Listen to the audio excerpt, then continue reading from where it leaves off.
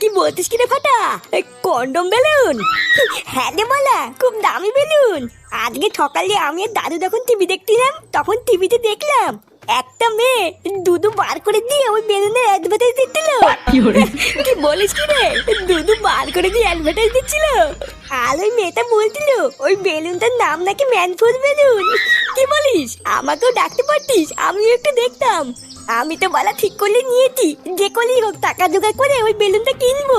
হ্যাঁ, তারপর আমি আর তুই সারাদিন খেলা করবো। তুই না, আমি টাকা জোগাড় করে গায়ে ফাটিয়ে বেলুনটা কিনে আনবো আর তুমি খেলা করবে, তাই না?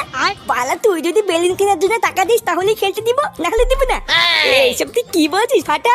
তুই আমার বন্ধু না? আমি জানি জানি, বন্ধু না বাল, ওই সবই পদ মারার তাল। যদি কিছু টাকা দিস তাহলে খেলতে দিব, না হলে কিন্তু দিব না, বলে দিলাম। আচ্ছা ঠিক আছে, আমি বাড়ির থেকে মার কাছ থেকে 10 টাকা চেয়ে নিয়ে আসবো। আচ্ছা ঠিক আছে, তুই 10 টাকা ব্যবস্থা কর, আর বাকি টাকা তো আমি দাদুর কাছ থেকে চেয়ে নিয়ে আসবো।